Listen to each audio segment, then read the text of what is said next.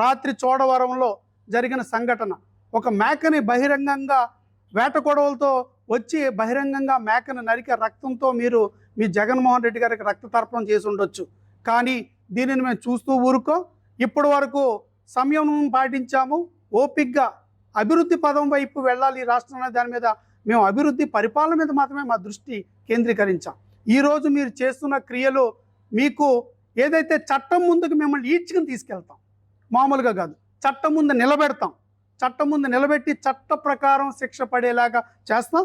ఖచ్చితంగా ఈ చర్యలో పాల్గొన్న వాళ్ళు జైలుకి వెళ్ళబోతున్నారు, జైలుకి వెళతారు. ఇది మీ ప్రవృత్తి కనుక మార్చుకోకపోతే మీకు జైళ్ళే సరైనవైతే మిమ్మల్ని జైల్లోనే కూర్చోబెడతాం. మొహమాటమేం లేదు.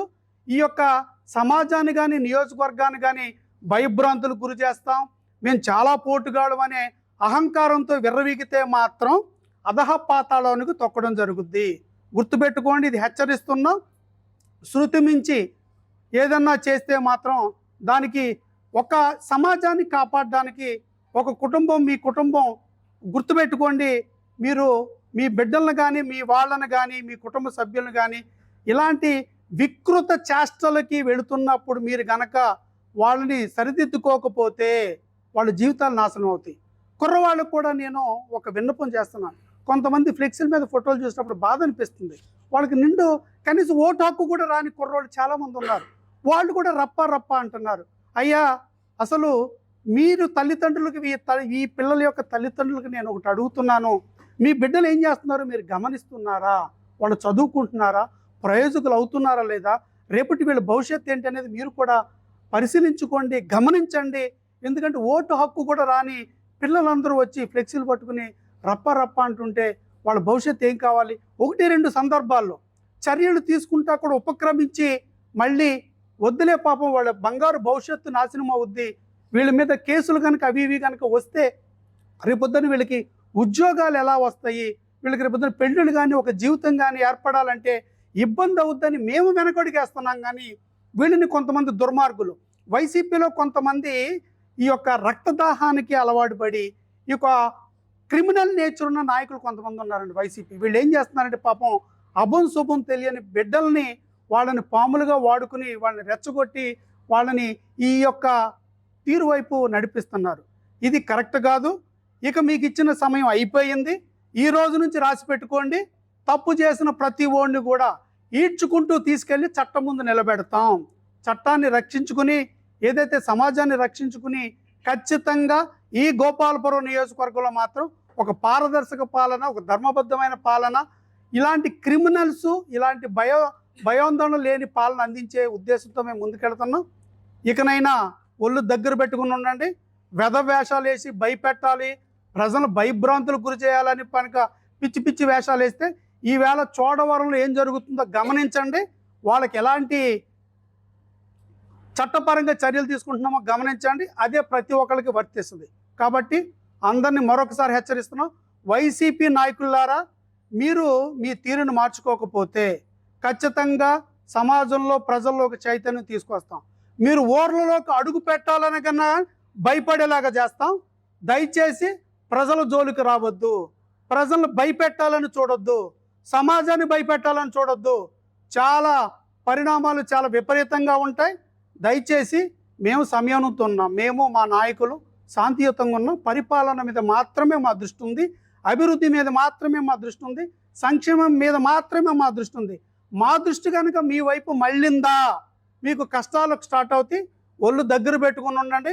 పిచ్చి పిచ్చి వేషాలు, పిచ్చి పిచ్చి పనులు చేసి ప్రజలు భయభ్రాంతులకు గురి చేయాలని ట్రై చేస్తే మాత్రం పరిణామాలు చాలా తీవ్రంగా ఉంటాయి. మిగతాది మాటలు చెప్పం, చేతల్లో కనిపిస్తుంది. ఒళ్ళు దగ్గరెట్టుకుని ఉండమని మరొకసారి హెచ్చరిస్తూ మీ వైసీపీ నాయకులు కూడా చెప్తున్నాం, మీ వాళ్ళని కానీ మీరు కానీ జాగ్రత్తగా ప్రజాస్వామ్య యుద్ధంగా పదంగా వెళ్ళండి. ఏదైనా పాలనలో కనుక ఏదైనా లోటుపాట్లు ఉంటే ప్రజాస్వామ్య యుద్ధంగా వెళ్ళండి. మేమున్నాం. 2019-24 దాకా మీరు రాక్షస పాలన, అరాచక పాలన, విధ్వంసకర పాలన, మనుషులను నడి రోడ్డు మీద నరికేయడం, విధ్వంసం చేయడం, కేసులు పెట్టడం, జైలు పెట్టడం, అది ఇన్ని చేసిన మా నాయకుడిని 53 రోజులు మీరు జైల్లో పెట్టారు. అయినా ఎక్కడ కూడా మేము సమయం కోల్పోలే. ఓపిగ్గా ప్రజల దగ్గరికి వెళ్ళి ప్రజలకు వివరించి ఎక్కడ శాంతి భద్రతల విఘాతం కలగకుండా 53 రోజులు ఉద్యమం చేశాం. అది తెలుగుదేశం పార్టీ యొక్క నిబద్ధత, అది మా పార్టీ యొక్క క్రమశిక్షణ, అది సమాజం పట్ల మాకున్న బాధ్యత. 53 రోజుల్లో చంద్రబాబు నాయుడు గారు జైల్లో పెట్టినప్పుడు మేము చూసి చేసిన ఉద్యమాల్లో కానీ దీక్షల్లో కానీ ఎక్కడైనా శాంతి భద్రతల విఘాతం జరిగిందా? ఎక్కడైనా దాడులు చేశామా? ప్రభుత్వాస్తులు ఎక్కడైనా విధ్వంసం చేశామా? ఎంత శాంతియుతంగా చేశాం? మరి మీకేంటి పోయే కాలం? ఇలాంటి విధ్వంసకర క్రియలేంటి? శాంతంగా ఉన్నాం కదా అని మా యొక్క సహనాన్ని పరీక్షించొద్దు. చాలా భవిష్యత్తు భయంకరంగా ఉంటుంది.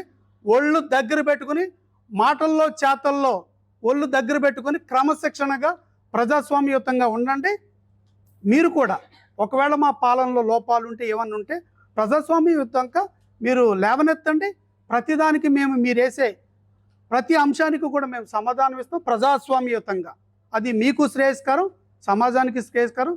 అదుపు దాటి లేదంటే హద్దు మీరు వెళితే మాత్రం పరిణామాలు చాలా తీవ్రంగా ఉంటాయి. మరొక్కసారి వైసీపీ వాళ్ళకి హెచ్చరిస్తున్నాం. మరొకసారి నిన్నన్న మాట మరొకసారి గుర్తు చేస్తున్నా.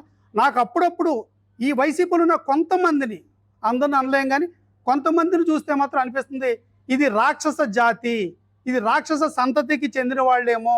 పూర్వజన్మలో అర్ధాయుషుతో యుద్ధంలో చనిపోయిన రాక్షస జాతి మళ్ళీ ఏమన్నా దేవుడి ఆశీస్సులతో మళ్ళీ ఆ మిగతా ఆయుష్ను పూసుకుని మళ్ళీ ఈ భూమి మీదకి ఈ వైసీపీ పార్టీకి వచ్చిందేమో అనిపిస్తుంటుంది.